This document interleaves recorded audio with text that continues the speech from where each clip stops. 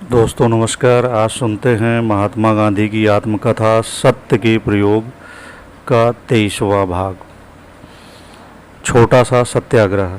इस प्रकार धर्म समझकर मैं युद्ध में सम्मिलित तो हुआ, पर मेरे नसीब में न सिर्फ उसमें सीधे हाथ बटाना नहीं आया, बल्कि ऐसे नाजुक समय में सत्याग्रह करने का भी नौबत आ गई। मैं लिख चुका हूँ कि जब हमारे नाम मंजूर हुए और रजिस्टर में दर्ज किए गए तो हमें पूरी कवायद सिखाने के लिए अधिकारी नियुक्त किया। हम सब का ख्याल था कि यह अधिकारी युद्ध की तालीम देने के लिए हमारे मुखिया थे, बाकी सब मामलों में दल का मुखिया मैं था।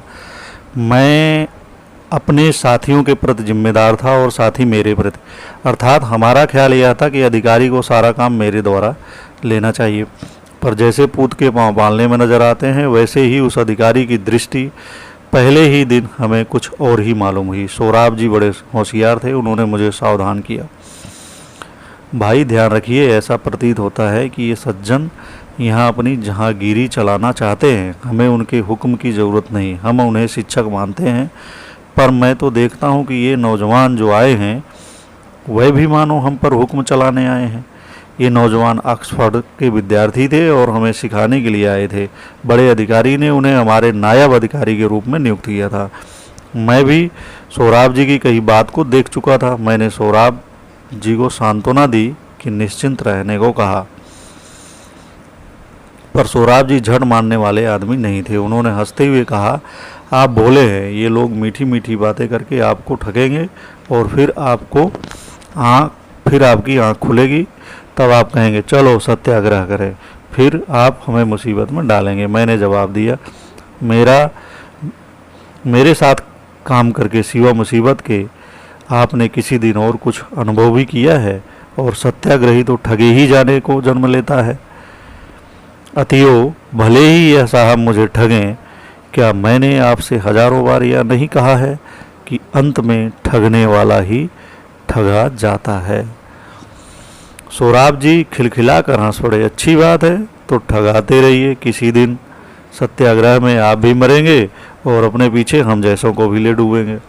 सोराब जी के साथ ऊपर की यह चर्चा तो उक्त अधिकारी के पदारूढ़ होने के बाद के आरंभिक समय में हुई थी। आरंभ और अंत के बीच का अंतर कुछ ही दिनों का था, किंतु इसी अरसे में मेरी पसलियों में सख्त सूजन आ गई। 14 दिन के उपवास के बाद मेरा शरीर ठीक और संभल नहीं पाया था, पर कवायद में मैं पूरी तरह हिस्सा लेने लगा था और प्रायः घर से कवायद की जगह तक पैदल जाता था। यह फासला 2 मील का तो जरूर था। इस कारण से आखिर मुझे खटिया का सेवन करना पड़ा। अपनी इस स्थिति में मुझे कैंप में जाना होता था। दूसरे लोग वहाँ रह जाते थे और मैं शाम को वापस घर लौट आता था। यहाँ सत्याग्रह का प्रसंग खड़ा हो गया। अधिकारी ने अपना अधिकार चलाना शुरू किया। उन्होंने स्पष्ट कह दिया कि वे सब मामलों में हमारे मुखिया हैं। अपनी मुख्तारी के 2-4 पदार्थ पाठ भी उन्होंने हमें पढ़ा दिए। सोराब जी मेरे पास पहुंचे। वे इस जहांगीरी को बर्दाश्त करने के लिए तैयार नहीं थे। उन्होंने कहा, हमें सब कुछ हुक्म आपके द्वारा ही मिलने चाहिए। अभी तो हम लोग शिक्षण शिविर में ही हैं और हमारे मामले में बेहूदे हुक्म निकलते रहते हैं। उन नौजवानों में हमें अनेक बातों में भेद बढ़ता जा रहा है। यह सब साह नहीं है जिसकी सफाई तुरंत होनी चाहिए, नहीं तो हमारा काम चौपट हो जाएगा। ये सब विद्यार्थी और दूसरे लोग तो जो इस काम में सम्मिलित हुए हैं, एक भी बेहुदा हुक्म बर्दाश्त करने के लिए तैयार नहीं है। आत्मसम्मान की वृद्धि के लिए उठाए हुए काम में अपमान ही सहन करना पड़े तो यह नहीं हो सकता। मैं अधिकारी के पास गया। अपने पास आई हुई सब शिकायतें मैंने उन्हें सुनाई। उन्होंने सब शिकायतें एक पत्र द्वारा लिखित रूप में देने को कहा और साथ ही अपने अधिकार की बात कही। उन्होंने कहा, शिकायत आपके द्वारा नहीं होनी चाहिए, शिकायत तो नायब अधिकारियों द्वारा सीधे मेरे पास आनी चाहिए। मैंने जवाब में कहा, मुझे अधिकार भोगने की लालसा नहीं है। सैनिक की दृष्टि से तो मैं साधारण सिपाही कहा जाऊंगा, पर हमारी टुकड़ी के मुखिया के नाते आपको मुझे उसका प्रतिनिधि मानना चाहिए। मैंने अपने पास आई हुई शिकायतें बताई। नायब अधिकारी हमारी टुकड़ी से पूछे बिना नियुक्त किए गए हैं और उनके विषय पर बड़ा असंतोष फैला हुआ है। अतएव वह हटा दिए जाएं और टुकड़ी को अपने नायब अधिकारी चुनने का अधिकार दिया जाए। यह बात उनके गले नहीं उतरी। उन्होंने मुझे बताया कि नायब अधिकारियों को टुकड़ी चुने यह बात ही सैनिक नियम के विरुद्ध है और यदि वह हटा दिए जाए तो आज्ञा पालन का नाम निशान भी न रह जाए। हमने सभा की, सत्याग्रह के गंभीर परिणाम कह सुनाए। लगभग सभी ने सत्याग्रह की शपथ ली। हमारी सभा ने यह प्रस्ताव पास किया कि यदि वर्तमान नायब अधिकारी हटाए ना जाएं और दल को नए अधिकारी पसंद न करने दिए जाएं तो हमारी टुकड़ी कवायद में जाना और कैंप में जाना बंद कर देगी। मैंने अधिकारी को एक पत्र लिखकर अपना तीव्र असंतोष व्यक्त किया और बताया कि मुझे अधिकार नहीं भोगना है, मुझे तो सेवा करनी है और यह काम संगोपांग पूरा करना है। मैंने उन्हें यह भी बताया कि बोअर युद्ध में मैंने कोई अधिकार नहीं लिया था, फिर भी कर्नल गोलवे और हमारी टुकड़ी के बीच कभी किसी तकरार की नौबत नहीं आई थी और वह अधिकारी मेरी टुकड़ी की इच्छा मेरे द्वारा जानकर ही मेरी सारी बातें करते थे। अपने पत्र के साथ मैंने हमारी टुकड़ी द्वारा शुभकृत प्रस्ताव की एक झलक भेजी। अधिकारी पर इसका कोई प्रभाव न पड़ा। उन्हें तो लगा कि हमारी टुकड़ी ने सभा करके प्रस्ताव पास किया, यही सैनिक नियम का गंभीर भंग था। इसके बाद मैंने भारत मंत्री को एक पत्र लिखकर सारी वस्तु स्थिति बताई और साथ में हमारी सभा का प्रस्ताव भेजा। भारत मंत्री ने मुझे जवाब में सूचित किया कि दक्षिण अफ्रीका की स्थिति भिन्न थी। यहाँ तो टुकड़ी के बड़े अधिकारी को नायब अधिकारी चुनने का हक है, फिर भी भविष्य में वह अधिकारी आपकी सिफारिशों का ध्यान रखेगा। इतने में नेटली अस्पताल में अनसोची संख्या में घायल सिपाही आ पहुँचे और उनकी सेवा के लिए हमारी समूची टुकड़ी की आवश्यकता आ पड़ी। अधिकारी जिन्हें खींच पाए थे वह तो नेटली पहुंच गए पर दूसरे नहीं गए। यह इंडिया ऑफिस को अच्छा न लगा। मैं तो बिछौने पर पड़ा था पर टुकड़ी के लोगों से मिलता रहता था। मिस्टर रॉबर्ट्स से मेरी अच्छी जान पहचान हो गई थी। वह मुझसे मिलने आए और बाकी लोगों को भी भेजने का आग्रह किया। उनका सुझाव था कि वह अलग टुकड़ी के रूप में जाएं। नेटली अस्पताल में तो टुकड़ी को वहां मुखिया के अधीन रहना होगा, इसलिए उसकी मानहानि नहीं होगी। सरकार को उनके जाने से संतोष होगा और भारी संख्या में आए हुए घायलों की सेवा होगी। मेरे साथियों को और मुझे यह सलाह पसंद आई और बचे हुए विद्यार्थी भी नेटली गए। अकेला मैं ही हाथ मलता हुआ बिछौने पर पड़ा रहा। गोखले की उदारता। विलायत में मुझे पसली की सूजन की जो शिकायत हुई थी उसकी बात मैं कर चुका हूँ। इस बीमारी के समय गोखले विलायत आ चुके थे। उनके पास मैं और केलनबैग हमेशा जाया करते थे। अधिकतर लड़ाई की ही चर्चा होती थी। केलनबैग जर्मनी का भूगोल कंठाग्र था और उन्होंने यूरोप की यात्रा भी खूब की थी। इससे वह गोखले को नक्शा खींचकर लड़ाई के मुख्य स्थान बताया करते थे। जब मैं बीमार पड़ा तो मेरी बीमारी भी चर्चा का एक विषय बन गई। आहार के मेरे प्रयोग तो चल ही रहे थे। उस समय का मेरा आहार मूंगफली, कच्चे और पके केले, नींबू, जैतून का तेल, टमाटर और अंगूर आदि का था। दूध, अनाज, दाल आदि में बिल्कुल न लेता था। डॉक्टर जीवराज मेहता मेरी सार संभाल करते थे। उन्होंने दूध और अन्न लेने का बहुत आग्रह किया। शिकायत गोखले तक पहुंची। फलाहार की मेरी दलील के बारे में उन्हें बहुत आदर न था। उनका आग्रह था कि आरोग्य की रक्षा के लिए डॉक्टर जो कहें सो लेना चाहिए। गोखले के आग्रह को ठुकराना मेरे लिए बहुत कठिन था। जब उन्होंने खूब आग्रह किया तो मैंने विचार के लिए 24 घंटे का समय मांगा। सारी रात मैंने सोच विचार में बिताई। यदि समूचे प्रयोग को छोड़ देता तो मेरे किए हुए समस्त विचार मिट्टी में मिल जाते। उन विचारों में मुझे कहीं भी भूल नहीं दिखाई देती थी। गोखले का डर था पर मुझे विश्वास था कि वे मेरे निश्चय का आदर करेंगे। शाम को नेशनल लिबरल क्लब में हम उनसे मिलने गए। उन्होंने तुरंत ही प्रश्न किया, क्यों, डॉक्टर का कहना मानने का निश्चय कर लिया ना? मैंने धीरे से जवाब दिया, मैं सब कुछ करूँगा, किंतु आप एक चीज़ का आग्रह न कीजिए। मैं दूध और दूध के पदार्थ अथवा मांसाहार नहीं लूँगा। उन्हें न लेने से देहपात होता है तो वैसा होने देने में मुझे अधर्म मालूम होता है। गोखले ने पूछा, यह आपका अंतिम निर्णय है? मैंने जवाब दिया, मेरा ख्याल है कि मैं दूसरा जवाब नहीं दे सकता। मैं जानता हूँ कि इससे आपको दुख होगा पर मुझे क्षमा कीजिए। गोखले ने कुछ दुख से परंतु अत्यंत प्रेम से कहा, आपका निश्चय मुझे पसंद नहीं है, इसमें मैं धर्म नहीं देखता, पर अब मैं आग्रह नहीं करूँगा। यह कहकर वह डॉक्टर जीवराज मेहता की ओर मुड़े और उनसे बोले, अब गांधी को तंग मत कीजिए, उनकी बताई हुई मर्यादा में उन्हें जो दिया जा सके दीजिए। डॉक्टर ने अप्रसन्नता प्रकट की, लेकिन वह लाचार हो गए। उन्होंने मुझे मूंग का पानी लेने की सलाह दी और उसमें हींग का बघार देने को कहा। मैंने इसे स्वीकार कर लिया। 1-2 दिन वह खुराक ली, उससे मेरी तकलीफ बढ़ गई। मुझे वह मुआफिक नहीं आई, अतएव मैं फिर फलाहार पर आ गया। डॉक्टर ने बाहरी उपचार तो किए ही, उससे थोड़ा आराम मिलता था, पर मेरी मर्यादाओं से वे बहुत ही परेशान थे। इस बीच लंदन का अक्टूबर-नवंबर का कोहरा सहन न कर सकने के कारण गोखले हिंदुस्तान जाने के लिए रवाना हो गए। दर्द के लिए क्या किया? पसली का दर्द मिट नहीं रहा था, इससे मैं घबराया। मैं इतना जानता था कि औषधोपचार से नहीं बल्कि आहार के परिवर्तन से और थोड़े बाहरी उपचार से दर्द जाना ही चाहिए। सन 1890 में मैं डॉक्टर एलिसन से मिला था। वह अन्नाहारी थे और आहार के परिवर्तन द्वारा बीमारियों का इलाज करते थे। मैंने उन्हें बुलाया, वह आए, उन्हें शरीर दिखाया और दूध के बारे में अपनी आपत्ति की बात उनसे कही। उन्होंने मुझे तुरंत आश्वस्त किया और कहा, दूध की कोई आवश्यकता नहीं है और मुझे तो तुम्हें कुछ दिनों बिना किसी चिकनाई के ही रखना है। यूँ कहकर पहले तो मुझे सिर्फ रूखी रोटी और कच्चे साग तथा फल खाने की सलाह दी। कच्ची तरकारियों में मूली, प्याज और किसी तरह के दूसरे कंद तथा हरी तरकारियों को कद्दूकस से कसकर या चटनी की शक्ल में पीसकर खाना था। मैंने इस तरह 3 दिन तक काम चलाया, पर कच्चे साग मुझे बहुत अनुकूल नहीं आए। मेरा शरीर इस योग्य नहीं था कि इस प्रयोग की पूरी परीक्षा कर सकूं और न मुझ में वैसी श्रद्धा थी। इसके अतिरिक्त उन्होंने 24 घंटे खिड़कियां खुली रखने, रोज़ गुनगुने पानी से नहाने, दर्द वाले हिस्से पर तेल की मालिश करने और पाँव से लेकर आधे घंटे तक खुली हवा में घूमने की सलाह दी।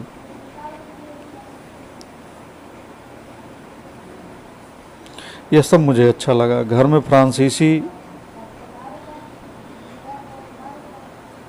कैटेगरी की खिड़कियां थी, उन्हें पूरा खोल देने पर बरसात का पानी अंदर आता था। ऊपर का रोशनदान खुलने लायक नहीं था, अतएव उसका पूरा शीशा तोड़वाकर उससे 24 घंटे हवा आने का सुविधा कर लिया। फ्रांसीसी खिड़कियों को मैं इतनी खुली रखता था कि पानी की बौछार अंदर न आए। यह सब करने से तबीयत कुछ सुधरी, बिल्कुल अच्छी तो नहीं ही हुई। कभी कभी लेडी सिसिलिया रॉबर्ट्स मुझे देखने आती थी, उनसे अच्छी जान पहचान थी। उनकी मुझे दूध पिलाने की प्रबल इच्छा थी। दूध मैं लेता ना था, इसलिए उन्होंने दूध के गुण वाले पदार्थों की खोज शुरू की।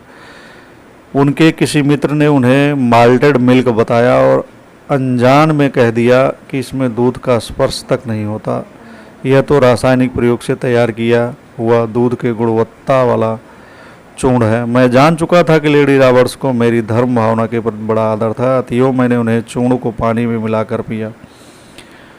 उस चूर्ण को पानी में मिलाकर पिया। मुझे उसमें दूध के समान ही स्वाद आया। मैंने पानी पीकर घर पूछने जैसा काम किया। बोतल पर लगे पर्चे को पढ़ने से पता चला कि यह तो दूध का ही पदार्थ है, अतएव एक ही बार पीने के बाद उसे छोड़ देना पड़ा। लेडी रॉबर्ट्स को यह खबर भेजी और लिखा कि वह तनिक भी चिंता न करें। वह तुरंत मेरे घर आई। उन्होंने खेद प्रकट किया। उनके मित्र ने बोतल पर चिपका कागज पढ़ा नहीं था। मैंने इस भली बहन को आश्वासन दिया और इस बात के लिए उनसे माफ़ी मांगी कि उनके द्वारा कष्टपूर्वक प्राप्त की हुई वस्तु का मैं उपयोग न कर सका।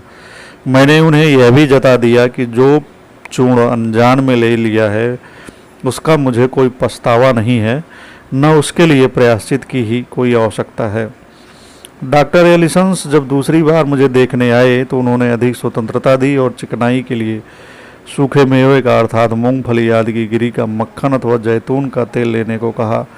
कच्चे साग अच्छे न लगें तो उन्हें पकाकर भात के साथ खाने को कहा। यह सुधार मुझे अधिक अनुकूल पड़ा, पर पीड़ा पूरी तरह नष्ट न हुई। सावधानी की आवश्यकता तो थी, मैं खटिया न छोड़ सका। डॉक्टर मेहता समय समय पर आकर मुझे देख तो जाते ही थे, मेरा इलाज करें तो सभी अच्छा कर दूं, मेरा इलाज करें तो अभी अच्छा कर दूं, यह वाक्य तो हमेशा उनकी ज़बान पर रहता था। इस तरह दिन बीत रहे थे कि इतने में ही एक दिन मिस्टर रॉबर्ट्स आ पहुंचे और उन्होंने मुझसे देश जाने का आग्रह किया। मैंने यह सलाह मान ली और देश जाने की तैयारी की। रवानगी। मिस्टर केलनबर्ग हिंदुस्तान जाने के निश्चय से हमारे साथ निकले थे। विलायत में हम साथ ही रहते थे, पर लड़ाई के कारण जर्मनों पर कड़ी नज़र रखी जाती थी। इससे केलनबैग के साथ आ सकने के विषय में हम सबको संदेह था। उनके लिए पासपोर्ट प्राप्त करने का मैंने बहुत प्रयत्न किया। मिस्टर रॉबर्ट स्वयं उनके लिए पासपोर्ट प्राप्त कर देने के लिए तैयार थे। उन्होंने सारी हकीकत का तार वाइसराय के नाम भेजा, पर लॉर्ड हार्डिंग का सीधा और दो टूक उत्तर मिला, हमें खेद है, लेकिन इस समय ऐसा कोई खतरा उठाने के लिए हम तैयार नहीं हैं। हम सब इस उत्तर के औचित्य को समझ गए। केलनबैग के वियोग का दुख मुझे तो हुआ ही, पर मैंने देखा कि मुझसे अधिक दुख उन्हें हुआ। वह हिंदुस्तान आ सके होते तो आज एक सुंदर किसान और बुनकर बनकर सादा जीवन बिताते होते। अब वह दक्षिण अफ्रीका में अपना पहले जैसा जीवन बिता रहे हैं और गृह निर्माण कला का अपना धंधा धड़ल्ले से चला रहे हैं। डॉक्टर मेहता ने मेरे शरीर को मीड्स प्लास्टर की पट्टी से बांध दिया था और सलाह दी थी कि मैं यह पट्टी बंधी रहने दूं। 2 दिन तक तो मैंने उसे सहन किया, लेकिन बाद में सहन न कर सका। वो थोड़ी मेहनत से पट्टी उतार डाली और नहाने धोने की आज़ादी हासिल की। खाने में मुख्यतः सूखे और गीले मेवे को यह स्थान दिया। मेरी तबीयत दिन प्रतिदिन सुधरती गई और स्वेज की खाड़ी में पहुँचते पहुँचते तो बहुत अच्छी हो गई। शरीर दुर्बल था, फिर भी मेरा डर चला गया और मैं धीरे धीरे रोज़ थोड़ी कसरत बढ़ाता गया। मैंने माना कि यह शुभ परिवर्तन केवल शुद्ध समशीतोष्ण हवा के कारण ही हुआ था। पुराने अनुभवों के कारण हो या अन्य किसी कारण से हो, पर बात यह थी कि अंग्रेज यात्रियों को और हम लोगों के बीच मैंने जो अंतर यहाँ देखा वह दक्षिण अफ्रीका से आते हुए भी नहीं देखा था। अंतर तो वहाँ भी था, पर यहाँ उससे कुछ भिन्न प्रकार का मालूम हुआ। किसी किसी अंग्रेज के साथ मेरी बातें होती थी, किंतु वह साहब सलाम तक ही सीमित रहती थी। हृदय की भेंट किसी से नहीं हुई। मैं ऐसे वातावरण से जल्दी छूटने और स्वदेश पहुँचने के लिए आतुर हो रहा था। अदन पहुंचने पर कुछ हद तक घर पहुंचने जैसा लगा। अदन वालों के साथ हमारा खासा संबंध दक्षिण अफ्रीका में हो गया था, क्योंकि भाई कैकोबाद कावसजी दीनसा डरबन आ चुके थे और उनसे तथा उनकी पत्नी से मेरा अच्छा परिचय हो चुका था। कुछ ही दिनों में हम मुंबई पहुंचे, जिस देश से मैं सन 1905 में वापस आने की आशा रखता था, उसमें 10 बरस बाद तो वापस आ सका। यह सोचकर मुझे बहुत आनंद हुआ। बम्बई में गोखले ने स्वागत सम्मेलन आदि की व्यवस्था कर ही रखी थी। उनका स्वास्थ्य नाजुक था, फिर भी वह मुंबई आ पहुँचे थे। मैं इस उमंग के साथ मुंबई पहुँचा था कि उनसे मिलकर और अपने को उनके जीवन में समझाकर मैं अपना भार उतार डालूंगा, किंतु विधाता ने कुछ दूसरी ही रचना कर रखी थी। मुवक्किल साथी बन गए। नेटाल और ट्रांसवाल की वकालत में यह भेद था कि नेटाल में एडवोकेट और अटर्नी का भेद होने पर भी दोनों सब अदालतों में समान रूप से वकालत कर सकते थे, जबकि ट्रांसवाल में मुंबई के जैसा भेद था। यहाँ एडवोकेट मुवक्किल के साथ का सारा व्यवहार अटर्नी की मार्फत ही कर सकता था। बैरिस्टर बनने के बाद आप एडवोकेट और अटर्नी में से किसी एक की सनद ले सकते थे और फिर वही धंधा कर सकते थे। नेटाल में मैंने एडवोकेट की सनद ली थी, ट्रांसवाल में अटर्नी की। एडवोकेट के नाते मैं हिंदुस्तानियों के सीधे संपर्क में नहीं आ सकता था और दक्षिण अफ्रीका में वातावरण ऐसा नहीं था कि गोरे अटर्नी मुकदमे मुझे दें। यूँ ट्रांसवाल में वकालत करते हुए मजिस्ट्रेट के इजलास पर तो मैं वो बहुत बार जा सकता था। ऐसा करते हुए एक प्रसंग इस प्रकार आया, जब चलते मुकदमे के दौरान में मैंने देखा कि मेरे मुवक्किल ने मुझे ठग लिया है। उसका मुकदमा झूठा था। वह कटघरे में खड़ा इस तरह काँप रहा था मानो वे गिर पड़ेगा। अतएव मैंने मजिस्ट्रेट को मुवक्किल के विरुद्ध फैसला देने को कहा और मैं बैठ गया। प्रतिपक्षी का वकील आश्चर्यचकित हो गया। मजिस्ट्रेट खुश हुआ। मुवक्किलों को मैंने उलाहना दिया। वह जानता था कि मैं झूठे मुकदमे नहीं लेता था।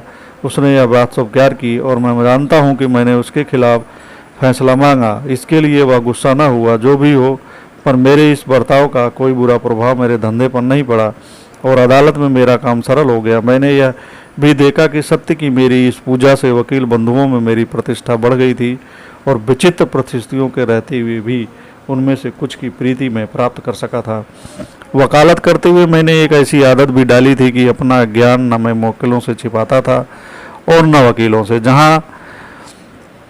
जहाँ मुझे कुछ सूझना पड़ता वहाँ मैं मुवक्किलों से दूसरे वकील के पास जाने को कहता, अथवा मुझे वकील कहता तो मैं उससे कहता कि अपने से अधिक अनुभवी वकील की सलाह लेकर मैं उसका काम करूँगा। अपने इस शुद्ध व्यवहार के कारण मैं मुवक्किलों का अटूट प्रेम और विश्वास संपादन कर सका था। बड़े वकील के पास जाने की जो फीस देनी पड़ती उसके पैसे भी वह प्रसन्नतापूर्वक देते थे। इस विश्वास और प्रेम का पूरा पूरा लाभ मुझे अपने सार्वजनिक काम में मिला। पिछले प्रकरण में मैं बता चुका हूं कि दक्षिण अफ्रीका में वकालत करने का मेरा हेतु केवल लोक सेवा करना था। इस सेवा के लिए भी मुझे लोगों का विश्वास संपादन करने की आवश्यकता थी। उदार दिल के हिंदुस्तानियों ने पैसे लेकर की गई वकालत को भी मेरी सेवा माना, और जब मैंने उन्हें अपने हकों के लिए जेल के दुख सहने की सलाह दी, तब उनमें से बहुतों से उस सलाह को ज्ञानपूर्वक स्वीकार करने की अपेक्षा मेरे प्रति अपनी श्रद्धा और प्रेम के कारण ही स्वीकार किया था। यह लिखते हुए वकालत के ऐसे कई मीठे संस्मरण मेरी कलम पर आ रहे हैं। सैकड़ों आदमी मौकिल न होकर मेरे मित्र बन गए थे, वह सार्वजनिक सेवा में मेरे सच्चे साथी बन गए थे, और मेरे कठोर जीवन को उन्होंने रसमय बना दिया था। मुवक्किल से जेल से कैसे बचा? मुवक्किल जेल से कैसे बचा? इन प्रकरणों के पाठक पारसी रुस्तम जी के नाम से भली भांति परिचित हैं। पारसी रुस्तम जी एक ही समय मेरे मुवक्किल और सार्वजनिक काम के साथी बने, अथवा उनके विषय में तो यह भी कहा जा सकता है कि पहले वह मेरे साथी बने और बाद में मुवक्किल। मैंने उनका विश्वास इस हद तक प्राप्त कर लिया था कि अपनी निजी और घरेलू बातों में भी वे मेरी सलाह लेते थे और तदनुसार व्यवहार करते थे। बीमार पड़ने पर भी वे मेरी सलाह की आवश्यकता अनुभव करते थे, और हमारी रहन सहन में बहुत फर्क होने पर भी वे अपने ऊपर मेरे बताए उपचारों का प्रयोग करते थे। इन साथी पर एक बार बड़ी विपत्ति आ पड़ी। अपने व्यवहार की भी बहुत सी बातें वह मुझसे किया करते थे, लेकिन एक बात उन्होंने मुझसे छिपा रखी थी। पारसी रुस्तम जी चुंगी की चोरी किया करते थे। वह मुंबई कलकत्ते से जो माल मंगाते थे उसी के सिलसिले में यह चोरी चलती थी। सब अधिकारियों से उनका अच्छा मेलजोल था, इस कारण कोई उन पर शक करता ही न था। वह जो बीजक पेश करते उसी पर चुंगी ले ली जाती थी। ऐसे भी अधिकारी रहे होंगे जो उनकी चोरी की ओर से आंखें मूंदे लेते होंगे, पर अखा भगत की बाणी कभी मिथ्या हो सकती है। काचो पारो खाओ अन्न तेऊ छे चेरनो धन। पारसी रुस्तम जी की चोरी पकड़ी गई। वह दौड़े दौड़े मेरे पास आए, आंखों से आंसू बह रहे थे। कह रहे थे, भाई मैंने आपसे कपट किया, मेरा पाप आज प्रकट हो गया है, मैंने चुंगी की चोरी की है। अब मेरे भाग्य में तो जेल ही हो सकती है, मैं बर्बाद होने वाला हूँ। इस आफत से आप ही मुझे बचा सकते हैं। मैंने आपसे कुछ छिपाया नहीं, पर यह सोचकर कि व्यापार की चोरी की बात आपसे क्या कहूँ, मैंने यह चोरी छिपाई। अब मैं पछता रहा हूँ। मैंने धीरज देकर कहा, मेरी रीति से तो आप परिचित ही हैं। छुड़ाना ना छुड़ाना खुदा के हाथ है। अपराध स्वीकार करके छुड़ाया जा सके तो ही मैं छुड़ा सकता हूँ। इन भले पारसी का चेहरा उतर गया। रुस्तम जी सेठ बोले, लेकिन आपके सामने मेरा अपराध स्वीकार कर लेना क्या काफ़ी नहीं है? मैंने धीरे से जवाब दिया, आपने अपराध तो सरकार का किया है और स्वीकार मेरे सामने करते हैं, इससे क्या होता है? पारसी रुस्तम जी ने कहा, अब मुझे करना तो वही है जो आप कहेंगे, पर मेरे पुराने वकील हैं, उनकी सलाह तो आप लेंगे ना, वे मेरे मित्र भी हैं। जांच से पता चला कि चोरी लंबे समय से चल रही थी। जो चोरी पकड़ी गई वह तो थोड़ी ही थी। हम लोग पुराने वकील के पास गए। उन्होंने केस की जांच की और कहा, यह मामला जूरी के सामने जाएगा। यहाँ के जूरी हिंदुस्तानी को क्यों छोड़ने लगे, पर मैं आशा कभी नहीं छोड़ूंगा। इन वकील से मेरा गाढ़ परिचय नहीं था। पारसी रुस्तम जी ने ही जवाब दिया, मैं आपका आभार मानता हूँ, किंतु इस मामले में मुझे मिस्टर गांधी की सलाह के अनुसार चलना है। वह मुझे अधिक पहचानते हैं। आप उन्हें जो सलाह देना उचित समझे देते रहिएगा। इस प्रश्न को यूँ निपटा कर हम रुस्तम जी सेठ जी की दुकान पर पहुँचे। मैंने उन्हें समझाया, मैं इस मामले को अदालत में जाने लायक नहीं मानता। मुकदमा चलाना न चलाना चुंगी अधिकारी के हाथ में है। उसे भी सरकार के मुख्य वकील की सलाह के अनुसार चलना पड़ेगा। मैं दोनों से मिलने को तैयार हूं, पर मुझे तो उनके सामने उस चोरी को भी स्वीकार करना पड़ेगा जिसे वह नहीं जानते। मैं सोचता हूं कि जो दंड वह ठहराएं उसे स्वीकार कर लेना चाहिए। बहुत करके तो वह मान जाएंगे, पर कदाचित न माने तो आपको जेल के लिए तैयार रहना होगा। मेरा तो यह मत है कि लज्जा जेल जाने में नहीं बल्कि चोरी करने में है। लज्जा का काम तो हो चुका है, जेल जाना पड़े तो उसे प्रायश्चित समझिए। सच्चा प्रायश्चित तो भविष्य में फिर कभी चुंगी की चोरी न करने की प्रतिज्ञा में है। मैं नहीं कह सकता कि रुस्तम जी सेठ जी इन सारी बातों को भली भांति समझ गए थे। वह बहादुर आदमी थे, पर इस बार हिम्मत हार गए थे। उनकी प्रतिष्ठा नष्ट होने का समय आ गया था और प्रश्न यह था कि कहीं उनकी अपनी मेहनत से बनाई हुई इमारत ढह न जाए। वह बोले, मैं आपसे कह चुका हूँ कि मेरा सिर आपकी गोद में है, आपको जैसा करना हो वैसा कीजिए। मैंने इस मामले में विनय की अपनी सारी शक्ति लगा दी। मैं अधिकारी से मिला और सारी चोरी की बात उससे निर्भयतापूर्वक कह दी। सब बही खाते दिखा देने को कहा और पारसी रुस्तम जी के पश्चाताप की बात भी कही। अधिकारी ने कहा, मैं इस बूढ़े पारसी को चाहता हूँ। उसने मूर्खता की है, पर मेरा धर्म तो आप जानते हैं। बड़े वकील जैसा कहेंगे वैसा मुझे करना होगा। अतएव अपनी समझाने की शक्ति का उपयोग आपको उनके सामने करना होगा। मैंने कहा, पारसी रुस्तम जी को अदालत में घसीटने पर जोर न दिया जाए तो मुझे संतोष हो जाएगा। इस अधिकारी से अभयदान प्राप्त करके मैंने सरकारी वकील से पत्र व्यवहार शुरू किया। उनसे मिला। मुझे कहना चाहिए कि मेरी सत्यप्रियता उनके ध्यान में आ गई। मैं उनके सामने यह सिद्ध कर सका कि मैं उनसे कुछ छिपा नहीं रहा हूँ। इस मामले में या दूसरे किसी मामले में उनके संपर्क में आने पर उन्होंने मुझे प्रमाण पत्र दिया था। मैं देखता हूं कि आप ना में तो जवाब लेने वाले ही नहीं हैं। रुस्तम जी पर मुकदमा नहीं चला। उनके द्वारा कबूल की हुई चुंगी की चोरी के दूने रुपए लेकर मुकदमा उठा लेने का हुक्म जारी हुआ। रुस्तम जी ने अपनी चुंगी चोरी की कहानी लिखकर शीशे में मुड़वा ली और उसे अपने दफ्तर में टांगकर अपने वारिसों और साथी व्यापारियों को चेतावनी दी। रुस्तम जी ने व्यापारी मित्रों ने मुझे चेताया, यह सच्चा वैराग्य नहीं है, समसाम वैराग्य है। मैं नहीं जानता कि इसमें कितनी सच्चाई थी। मैंने यह बात भी रुस्तम जी सेठ जी से कही थी। उनका जवाब यह था, आपको धोखा देकर मैं कहाँ जाऊँगा। नमस्कार मित्रों, इस वीडियो में बस इतना ही। मिलते हैं अगले वीडियो में। आप लोगों से एक निवेदन है कि यदि यह सीरीज यानी महात्मा गांधी की जीवनी सत्य के प्रयोग के वीडियो आपको पसंद आ रहे हैं तो आप इस चैनल को सब्सक्राइब करिए। अधिक से अधिक मित्रों से कहिए कि वे भी सब्सक्राइब करें और वीडियो को शेयर करते रहिए ताकि ये अधिक से अधिक लोगों तक पहुंच सके। धन्यवाद।